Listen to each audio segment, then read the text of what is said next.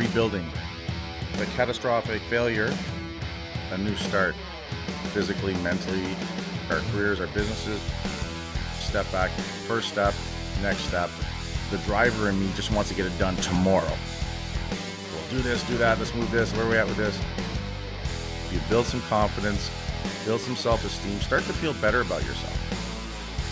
The Silverback Blueprint Podcast, a show for men over 40 who focus on getting stronger, staying motivated, building discipline, creating a community, and becoming truly happy. Welcome to episode 193 of the Silverback Blueprint Podcast. It's check-in time. So listen, guys, this is coming out beginning of May, I believe, Luke? May 6th. May 6th. We are over 4 months into 2019, about to start month 5. And it's important that we take a stop every once in a while and look back and see how far we've come. What have we been able to achieve with our goals that we set back in January, New Year's Eve, 2019? Doesn't seem that long ago that we were just talking about New Year's resolutions and how to do them and why they don't work. But let's look back now after 4 months of 2019 and see, how did they work? How did you do? We need to look back, regularly to see how far we've come, where we've made progress. Have we made progress? Where we haven't made any progress. And a lot of people don't want to do that because they don't want to hear or see the bad news. But it's a skill set. Am I improving? Am I moving towards? Because if we look back to see where we came from and to see that we haven't achieved as much as we thought, or nowhere near what we thought, or absolutely nothing, then we need to course correct. We need to sit down and say, all right, those 4 months went really well. I'm on course. Don't change anything. Keep the foot on the gas and keep going forward. Or maybe we have to sit back and sit there and realize that, hey, we haven't done anything that we said we were going to do. We've wasted a lot of time. We got busy with small stuff, the little things, the busy work. So we have to turn around and reevaluate what we're doing, reestablish our targets. When we're driving somewhere, when we're flying somewhere, right? It's always course correction. Oh, there's a huge accident on the 401. I got to get off. What road can I take to go around this? It's the same thing for ourselves. When we look at what the results that we're getting, or lack of results that we're getting towards our goals, our objectives, our purpose. And then once we have that information, it's just feedback. We have to stop taking it personally, but we have to look at it. Looked at my bank account. I was supposed to have $5,000 built up by now. I'm at -5. Well, things aren't going well. And then you sit back and say, well, what have I been doing in terms of this goal? Now, if you're supposed to have 5 and you're -5, you either haven't been doing anything or you've been doing it all wrong. So you just adjust, you just correct. But it's a really good time to also reevaluate what those goals are, what your objectives are. Maybe they're just not important enough. Maybe there was a knee-jerk reaction because it was New Year's Eve and everyone was all liquored up around you. All right, I'll make a change. Or some wishful thinking. Most people, they wish things were different, but they don't plan, they don't take action, they don't achieve them. They just wish. If something's really important, and if we sit there and we look at that goal that we said we were going to do and we didn't achieve it, I think there's 2 possibilities. It truly isn't important to you. Or it is, but you didn't do anything about it. So it's kind of like a yes, no, A or B. Because if it truly is important for you, then you're going to do things. You're going to find the time. If something's important, there's always the time for it. If something's important, there's always the money for it. If something's important to you, there's always the energy for it. But if it's not important for you, then you'll just make excuses. It's that simple. If it truly is important to you, it truly matters, and you've truly decided that's something you're going to do, then you're going to take it on. And you're going to go through the rough spots and the smooth spots. And you're going to do it on the days you don't want to do it. And you're going to do it on the days you do want to do it. It's easy to do things on a great day. It's easy to do the work when it's easy. It's when it's challenging. When you're trying to eat clean and everyone else around you is eating pizza, that's the challenge. And they're not going to change. Why should they change? It's up to them if they're going to change. Don't leave it in their hands.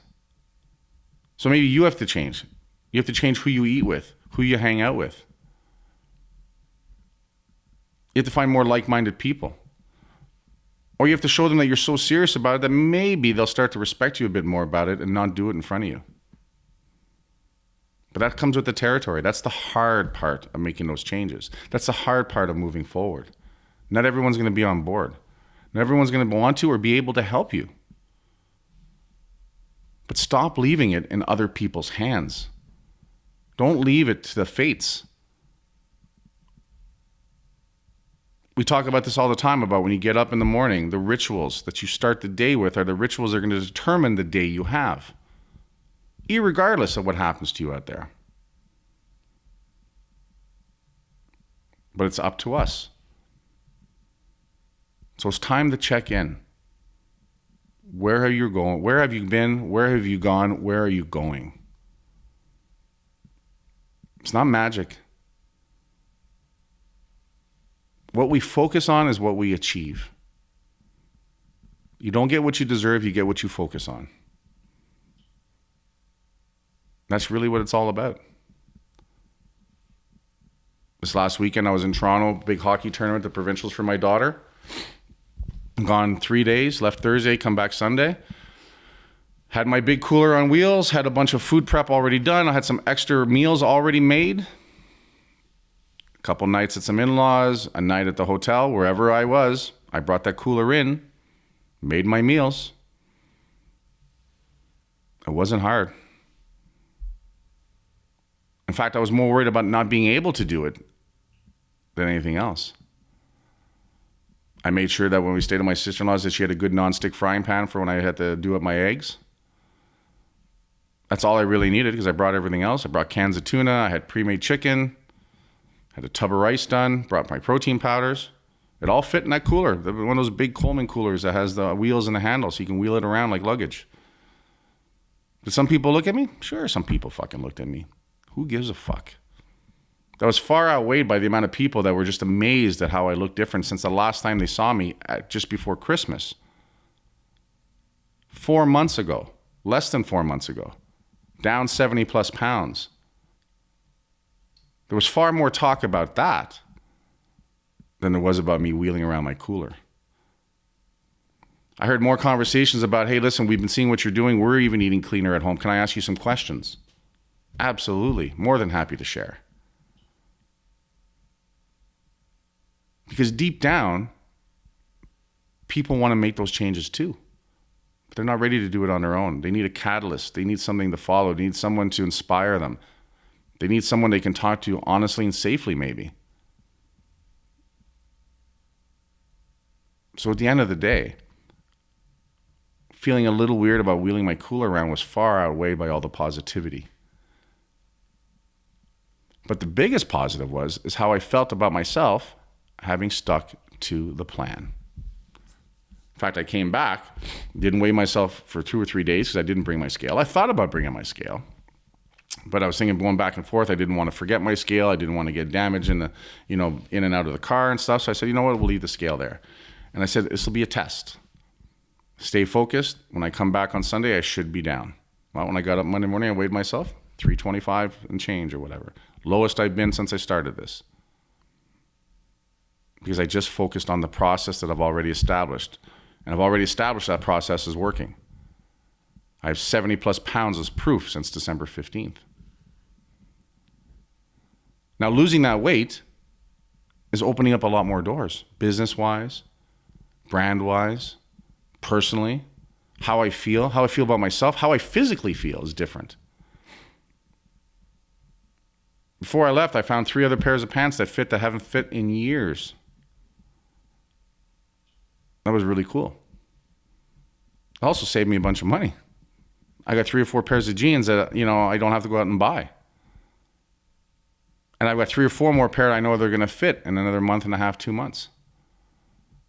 All of a sudden, I have 10 pairs of shorts to wear this summer, if summer ever comes around. As we're recording this, it's April 9th, and I look outside and it's actually snowing. It's turning snow and rain right now. I think this is the longest stretch we've had snow on the ground in Canada, in this area anyway. But if summer ever does show up, I've got a whole bunch of shorts to wear. So if I look back, I can't help but be pleased with those results. Because I stuck to a plan. I developed a plan. I worked the plan. Now I'm reaping the results and the rewards of that plan. My energy level is higher than it's been in so long. I'm getting more done. I'm thinking more clearly. And it's important because I have bigger things happening. So I need to be at my best. I need to have more energy. I need to be ready to withstand more pressures. I need to be able to have uncomfortable conversations. I need to be ready to have great conversations. I need to be able to lead at a higher level because I want to move to a higher level. And I know this has been happening, and I feel this has been happening, but when I sit down and I look back, I can truly appreciate those changes. There's some areas that I've also seen that I need to spend more time on. And now that I'm in a better physical place and a better mental place with even more energy, I'm ready to put more effort in some of those areas that lagged a bit in the last 3 months. As a whole, as you're moving forward, everything around you will move forward. But we can only focus on a few major things at a time. So every once in a while, we need to look back. We need to check in and say, hey, what have I been neglecting? Even if I'm doing a lot of positive things, there's going to be a few things that have fallen by the wayside. So I've made a couple decisions business-wise and socially to drop and to change because I can't give them the attention they deserve for them to improve. And they're not mission critical or purpose critical overall. So that's where I have to have a few conversations with myself, with some parties involved, and say, hey, listen, the way things are evolving and where I'm going with things, I'm no longer going to be able to be part of this. And that's not always a comfortable conversation to have, but it's okay to have. There's a book out there called the Pumpkin Patch? Or the Pumpkin. And basically the whole book is based on this farmer who grew an amazing pumpkin. I think it's Pumpkin Patch Theory. I don't know. We'll have to look it up. But the whole premise behind it is that this farmer was able to grow an award-winning pumpkin. In the South, they do these things where the biggest, most shapely, beautiful pumpkin wins. They're like thousands of pounds. They're like ginormicon. They're crazy. But really the way it works is that once he plants all his pumpkins and they start growing, he starts to see which ones are growing the best. Then he turns around and he gets rid of all the smaller ones. He gets rid of extra stuff that's taking up some of the food, the light, the water, the ones that aren't doing as well. He trims it, he adjusts it, so more of the resources can go into the pumpkins that are doing really well. Then he comes back again and he looks at, let's say there's 5 pumpkins left. Well, which are the 2 that are doing even better? So he gets rid of the other 3 and focuses on that. And then when he sees the one that's clearly really moving forward, he puts all his energy and all his focus onto that one pumpkin. And it becomes the prize-winning pumpkin. It's a great lesson in focus. It's a great lesson in attention. It's a great lesson in directing your resources to your purpose.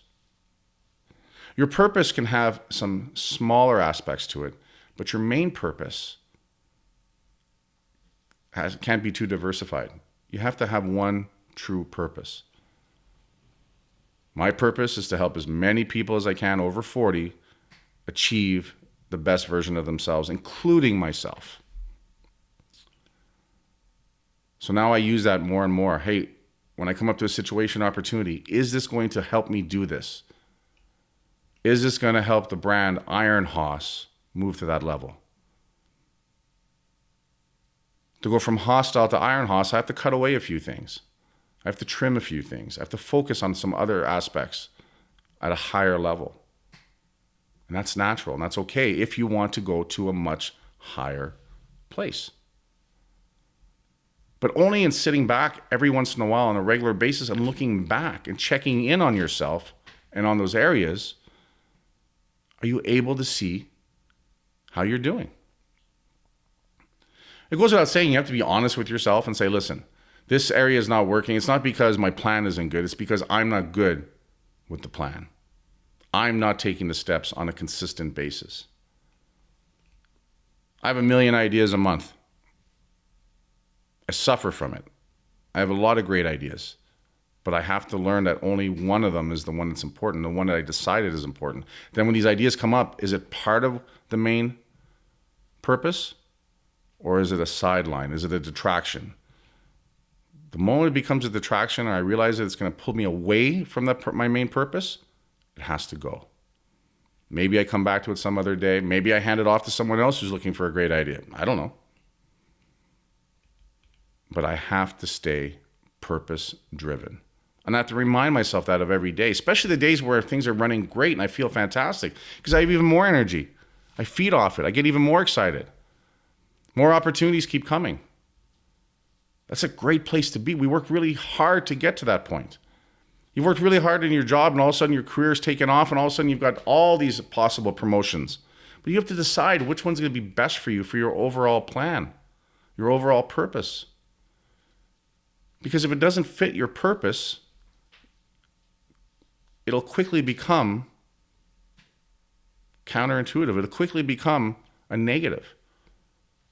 But you only figure that shit out when you get to know yourself, when you do that self-development stuff, when you sit down with a journal and write down your thoughts and decide what's important for yourself, what you want to do, what you want to achieve, what your strengths and weaknesses are, and work on both of them. Excel in your strengths, improve on your weaknesses. But if you don't know what they are, none of this happens. You just spin and spin and spin. Because next thing you know, it's May. Next thing you know, it's September. And before you know it, it's New Year's Eve, January 2020, and you're in the same fucking place you were a year ago. And that sucks. You have to check in. Guys, that's all I have to say on that for now. Head on over to ironhoss.com. Use the code word Silverback to save 20% off the newest Iron Hoss merch. Head on over to iTunes, leave us a 5-star positive rating, and as always, work hard, motherfuckers, and I'll talk to you guys later.